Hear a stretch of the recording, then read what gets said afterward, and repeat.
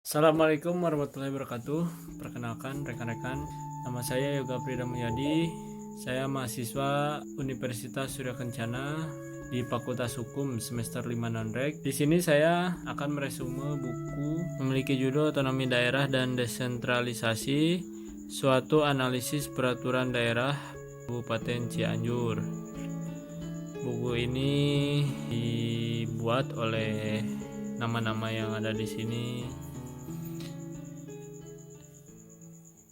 Di halaman 28 tentang analisis peraturan daerah Kabupaten Cianjur nomor 8 tahun 2013 tentang investasi di Kabupaten Cianjur. Setelah saya baca-baca, saya ambil poin, yakni kita harus mengenal atau memahami apa itu definisi investasi dan juga investor sesuai dengan apa yang tertera pada bab ke-1 pasal 1 ayat 5, bahwa yang dimaksud dengan investasi adalah pengeluaran atau pembelanjaan oleh penanam modal atau perusahaan untuk membeli perlengkapan produksi untuk meningkatkan kemampuan memproduksi barang dan jasa dalam perekonomian.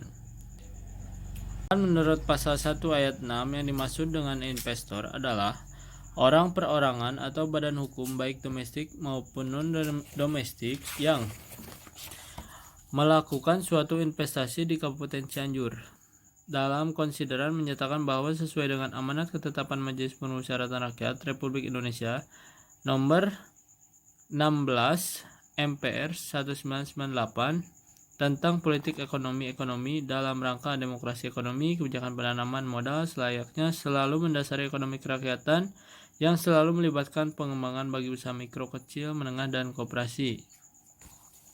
Dapat kita analisis dalam menganalisis Peraturan Daerah Kabupaten Cianjur nomor 8 tahun 2013 tentang investasi di Kabupaten Cianjur, merujuk pada bab 2 mengenai hak, kewajiban, dan tanggung jawab investor, menyatakan bahwa investor bertanggung jawab untuk poin-poin sebagai berikut. Yang pertama, menjamin tersedianya modal yang berasal dari sumber yang tidak bertentangan. Untuk yang kedua, menanggung dan menyelesaikan segala kewajiban dan kerugian jika investor menghentikan kegiatan usahanya secara sepihak. Poin C, menciptakan iklim usaha persaingan yang sehat, mencegah praktik monopoli dan hal lain yang merugikan negara. Untuk poin 4 atau D, menjaga kelestarian lingkungan hidup. Poin kelima, menciptakan keselamatan, kesehatan, dan kenyamanan, juga kesejahteraan pekerja. Dan poin terakhir, mematuhi semua ketentuan peraturan perundang-undangan. Itu jelas sekali. Jadi kajian ini fokus terhadap pasal 5 huruf D tentang kewajiban investor untuk menjaga kelestarian lingkungan. Nah, jadi kita itu harus fokus tentang kewajiban investor untuk menjaga kelestarian lingkungan. Soalnya apa? Karena selama ini investor seringkali melalaikan untuk menjaga kelestarian lingkungan sendiri. Contohnya ada di dalam buku ini, seperti di Kecamatan Cikalong Kulon dan Kecamatan Mandeh terdapat perseroan yang bergerak di bidang rumah pemotongan ayam atau RPA yang dalam penanganan limbahnya hasil potong baik itu darah atau yang sejenis belum optimal masih membuang limbah cair tersebut secara langsung tanpa melalui serangkaian upaya pensterilan limbah dan bahan yang dapat mencemari sungai. Jelas sekali kalau misalkan darah ataupun sejenisnya jangan dibuang langsung, minimal kita harus sterilkan limbah agar tidak mencemari sungai. Di sini terdapat rekomendasi Peraturan Daerah Nomor 8 Tahun 2013 tentang investasi di Kabupaten Cianjur.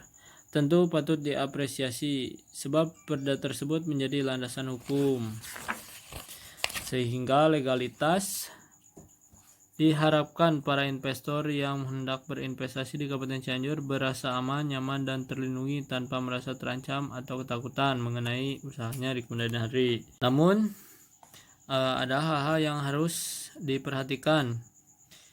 Yang pertama untuk revisi Perda dengan menambahkan materi muatan, terutama mengenai sanksi yang awalnya mengatur tentang sanksi pelanggaran pasal 4 ditambah menjadi kira-kira seperti ini. Setiap investor yang melanggar ketentuan sebagaimana dimaksud dalam pasal 4 tentang kewajiban investor dan pasal 5 tentang tanggung jawab investor dapat dikenakan sanksi administratif. Juga Pemda harus lebih arif, adanya pendampingan, kemudian disertai dengan pengawasan yang ketat dan berkelanjutan tentunya, dan juga ketegasan dan konsistensi sangat diperlukan. Juga Pemda juga harus memastikan bahwa setiap investor yang hendak berinvestasi di Kabupaten Cianjur berkomitmen untuk membantu mendorong dan mengembangkan para pelaku usaha kecil dan menengah, tulis dalam suatu kesepakatan tertentu, bukan malah memberikan estafah. Betul sekali. Sebagai contohnya banyak sekali pencemaran lingkungan yang berdampak buruk bagi masyarakat. Baik rekan-rekan, terima kasih untuk perhatiannya. Sekian resume dari saya tentang buku otonomi daerah dan desentralisasi. Jangan lupa like, comment, and subscribe. Bye-bye.